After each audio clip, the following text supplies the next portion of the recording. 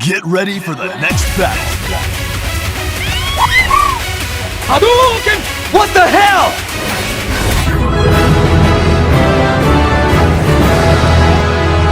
Flawless victory.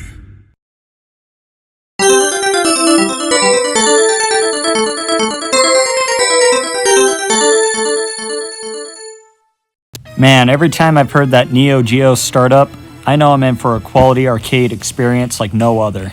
That's why today I'm going to be talking about SNK games and my history with them, mostly King of Fighters and Fatal Fury since those are the main ones I usually play, but I've also played my fair share of Metal Slug, Samurai Showdown, and a bunch of other great classics. Funny enough, I actually own an MVX Neo Geo arcade cabinet in my house with 50 games on it, and it covers a good majority of SNK's classic library, so I've gotten a great exposure to the series. And I actually got it when Terry was announced in Super Smash Bros. Because I knew who Terry Bogard was, I know what King of Fighters was and Fatal Fury, but I never really dabbled in any of SNK's games before. I think my first exposure ever to an SNK game was Capcom vs. SNK 2 when I saw the advertisements for it and the PlayStation 2 game in the stores. I never actually played it, but I did see that Street Fighter was on the cover and in the game. You know, obviously it was a crossover. I just never was like, oh, that's Terry. Oh, that's Mai. Oh, that's sick. It never really had that impact on me. Like, I knew it was always there. Like, I wasn't unaware of SNK's existence. I just never had an interest in it up until recently. But ever since I've gotten my arcade cabinet and had the opportunity to try out a vast majority of what SNK has to offer, I can now say I'm a huge King of Fighters fan. I'm a huge Fatal Fury fan. I mean, Garou, Mark of the Wolves, I think is one of the greatest fighting games ever, and we're getting a sequel, City of Wolves, which I am very excited for. Which is very funny. I mean, I've always loved arcade games and old school games. I go to my local arcade all the time and play Street Fighter and Mortal Kombat, you know, Pac-Man, Galaga. I still love those kind of games. So it wasn't the fact that they were old or anything. It's just the fact that that time has kind of come and gone. It's like, if I didn't have an interest before, what made me have had an interest now? I mean, I have to thank Smash Ultimate for that again, because Terry kind of just sparked something where it's like, hey, I know that guy. You know, I know who Terry Bogard is. How exciting. He's in Smash. And then it made me think, it's like, have I ever really played one of Terry's games or anything from his company? So it made me curious and wanting to give it a shot after not avoiding it, but just really not giving it the attention it deserves after so long.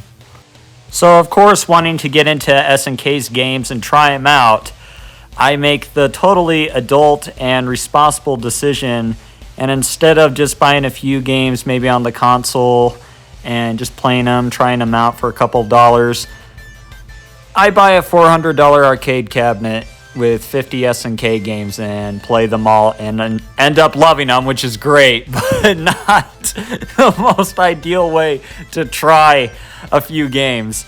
But nevertheless, it was one of the best purchases of my life, and I don't regret it. It's a lot of fun. My younger brother loves it. He actually became a huge Metal Slug fan because of them, and I can say the same thing. I love SNK's games.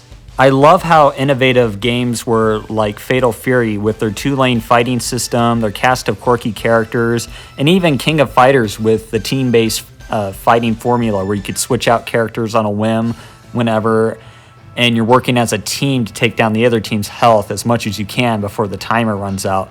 It was just very unique, and it tried something that I don't think a lot of other fighting games tried before, was experiment with different formats. I mean, eventually you got like Marvel vs. Capcom that did like the team-based fighter format, but SNK really felt like they pioneered a lot of that stuff. I wouldn't say they were the first, because I'm sure someone else beat them to it, and I don't know for a fact. I'm not a historian with video games. I just kind of go off based on what I know. But I feel like they did at least experiment and try a lot of different things, whether or not they worked, and that's what made it so appealing. Even like with Metal Slug, like Metal Slug would be your basic like run and gun side-scrolling adventure, but they add so many quirky elements to it, like you have to save like these hostages, and then you go to space, and they just had fun with the games they made, and you can feel that every time you start up one of their games. Even with like Samurai Showdown, that was a whole different fighting game for me. It was the first fighting game where, of course, they used swords, and then you could disarm your opponent and weaken their attacks, and it was just insane. And even playing it today, there's nothing else really like it. I mean, we have like Soul Calibur that uses swords, but Samurai Showdown just felt like something on a whole different level compared to what I've played before. But I'm looking forward to City of the Wolves. I think it's going to be a fantastic game. I've been waiting for a sequel to probably one of my favorite fighting games of all time, Mark of the Wolves. And knowing SNK's quality, I have no worries. It's going to be wonderful.